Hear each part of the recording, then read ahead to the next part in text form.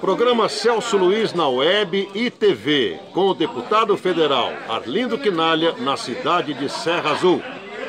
Que vem à cidade trazer recursos à sua terra natal, é isso, deputado?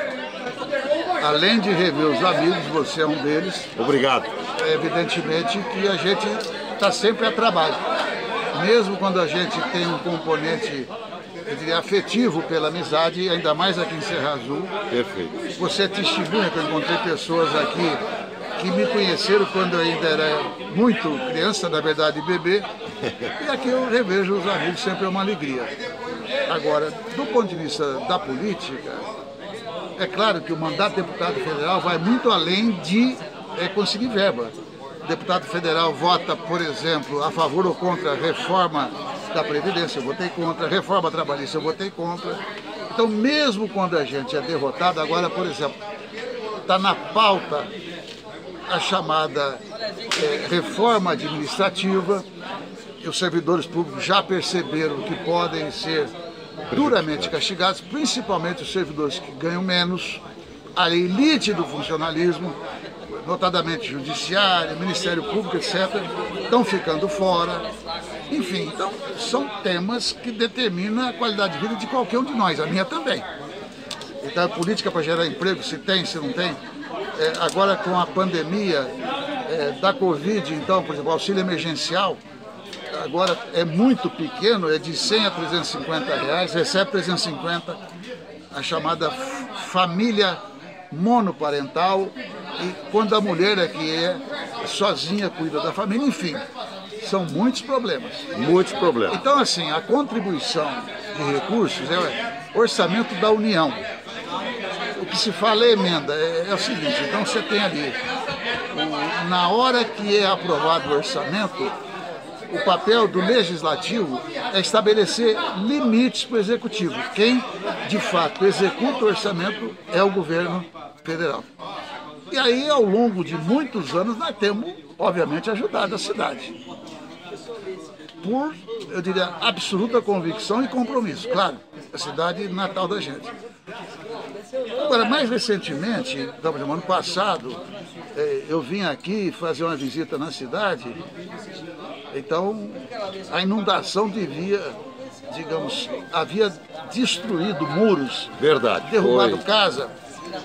E aí eu estava na região, o Quecão, o André, aí nós tivemos com o prefeito e foi acompanhado também pelo vice-prefeito Rodrigo. E aí nós colocamos 100 mil de forma emergencial, imediata, para cuidar daquilo que era todo o prejuízo e toda a dificuldade das pessoas viverem nas suas casas, enfim, depois daquela enchente.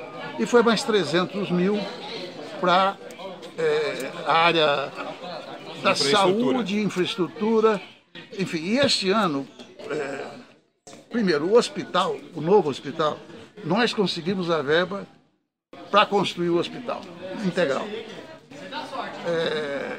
E ao longo dos anos ele agora está pronto, mas faltava equipamento. Então a gente deu esse empurrão final para o hospital funcionar da maneira que todo mundo quer, inclusive eu, né? Bem. Então é isso. Isso não começou agora e nem termina agora. Né? Perfeito. O senhor falou no valor da verba, não? Do hospital agora? Olha, eu não tenho certeza, mas acho que foi 250 mil. 250 mil. Entretanto, eu não gosto de anunciar antes de chegar essa verba. Já chegou. Já chegou. Então, vamos dizer assim, 250 mil já chegou. Pode chegar mais.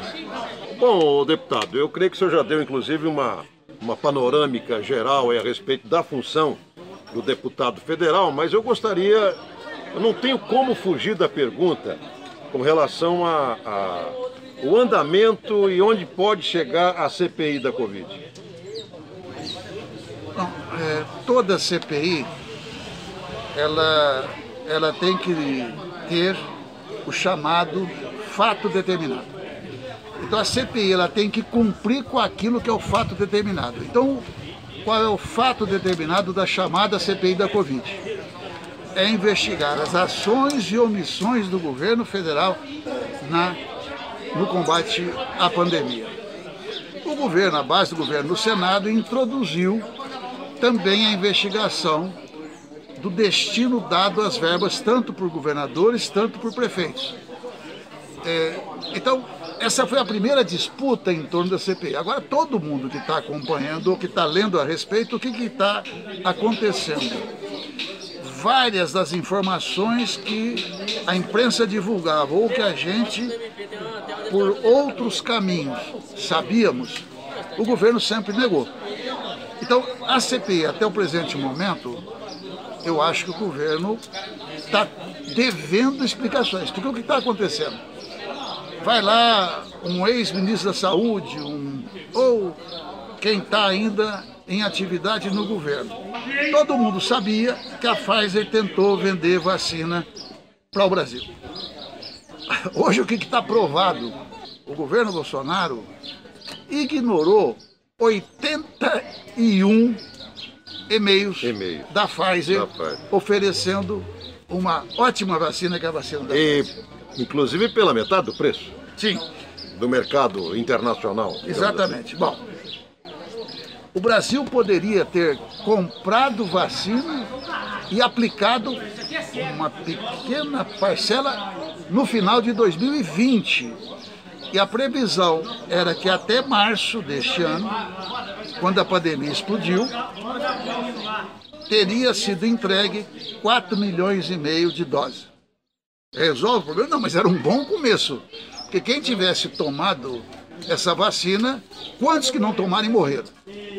Segundo ponto,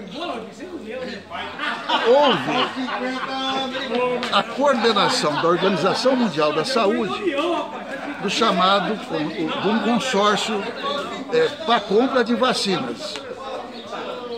É o chamado Facility COVAX. Pois bem, o Brasil poderia, ele teve a oportunidade, como outros países, de comprar o correspondente em doses para vacinar a metade da população brasileira, 50%. 100 milhões é a metade, um pouco mais da população, da nossa população atualmente. Portanto, estava assegurado, caso o Brasil tivesse essa decisão, comprar um pouco mais de 200 milhões de doses. Praticamente a população toda, né? Claro, claro. Bom, aí o que ocorreu? Durante todo o primeiro semestre, isso estava sendo negociado. O governo brasileiro ignorou, não participou sequer das reuniões. Chegou em agosto...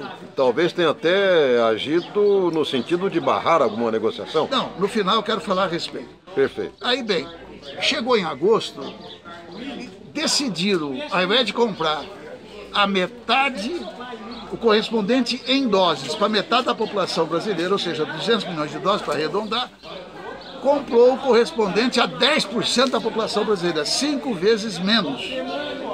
Então, ao invés de comprar 200 milhões de doses, comprou 40 milhões. Então, se a gente for somando, aí também tem a história da Coronavac, que o governo federal atuou e pôs dificuldades para ver a compra. Segundo o depoimento do presidente do Butantan, o Dr. Covas. Dr. Dimas, né? Dimas Covas. Dimas Covas. Teria, se tivesse andado a compra, nós teríamos mais 49 milhões de doses. Então, se a gente somar... Foi nessa ocasião, deputado, desculpa interromper, já interrompendo, em que o então ministro Pazuello concretizou, ou teria praticamente concretizado essa compra, e o presidente fez com que ele retrocedesse na compra. Não foi nessa ocasião da Coronavac? É possível, até porque em mais de um momento o Pazuello foi absolutamente desmoralizado. Pela omissão, pela incompetência. Eu vou dar o exemplo aí da crise no Amazonas. No Amazonas. Então ali, veja, inclusive por mentiras sequenciais, ele negava que tivesse sabido 5 dias antes de que iria acabar o estoque. No mínimo 5 dias antes. Bom, aí subordinados dele, que trabalhavam no Ministério da Saúde, foi lá e falou, não, o governo foi avisado sim. Então, uma tragédia continuada. Uma tragédia, é verdade. Aí você finalmente fala, será que não foi intencional? Aí reside, na minha opinião, Se a gente chamar de erro, o maior erro agora foi intencional, porque o Bolsonaro escolheu a chamada imunização de rebanho, que no caso brasileiro, a imunização de rebanho ela pode ser natural ou pode ser provocada. Então, se você vacinar 70, 75% da população, você vai ter o conjunto imunizado, mas por uma ação consciente de vacina. Não, ele escolheu aquilo que nós podemos chamar, mas que não se aplicava, aplica em outras doenças, a chamada imunidade natural. Resumo, ele soltou, por isso que ele atuou contra o isolamento social, por isso que ele fala contra o uso de máscara, por isso que ele sempre falou contra a vacina. Por quê?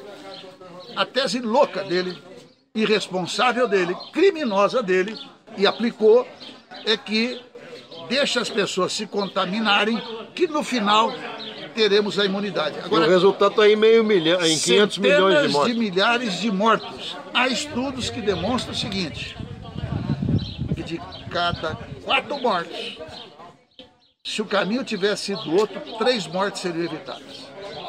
3 mortes. Há um outro estudo de um cientista do Rio Grande do Sul que fala que 95 mil mortes poderiam ser evitadas. Ou seja, vamos pegar esse estudo que fala que cerca de 100 mil teriam sido poupadas, as vidas teriam sido poupadas. Então, gente...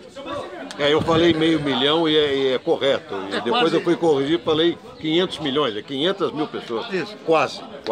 E aí, o problema de tudo, que eu acho que, conversando com os senadores que eu conheço lá, a CPI, ela evidentemente está descobrindo uma porção de falhas, mas acontece que as falhas continuam. Continuam, Então tem que, na minha opinião, a CPI produzir rapidamente um resultado. Entendeu? Nem que seja resultado parcial. Só tem uma maneira de segurar o Bolsonaro e a equipe dele, é a pressão popular. Tanto é que ele já andou fazendo, assim, declarações contraditórias com o que ele sempre fez. Mas, para confirmar que ele é incorrigível, ele falou e deu declaração que ele pediu um estudo para o Ministério da Saúde para que fosse flexibilizado o uso de máscara. Uso de máscara. Alguém no Brasil de fato acredita que não usar máscara é bom para a saúde nessa altura? Você sabe, tem religioso, você é um homem religioso, você, a sua esposa e tudo. Mas tem religioso que defende abrir a igreja para os fiéis irem lá. E negam, portanto, o risco. Mas vai tomar a vacina em Miami. Fotografado, todo mundo sabe quem foi. Mas não é um só, não. Quer dizer, então o interesse econômico, às vezes, vai além do absurdo. Além do absurdo. Então, bom, deputado Arlindo Quinalha, eu queria agradecer imensamente a vossa participação no nosso programa, que vai em canal regional, aqui em Ribeirão Preto e na internet para o mundo todo. Ele é apresentado durante uma semana, mas com certeza eu vou repeti-lo. Tomara que seja útil e essa é a nossa intenção. Porque quando alguém diz é disputa política, é melhor refletir o seguinte. Ao tentar caracterizar que é apenas e a disputa política pode existir num regime democrático, é bom que exista, mas neste caso as pessoas têm que refletir e tentar entender onde é que está a verdade. Então a minha intenção é apresentar aquilo que a CPI está provando. Não é nada mais, nada menos que isso. Mais uma vez, muito obrigado.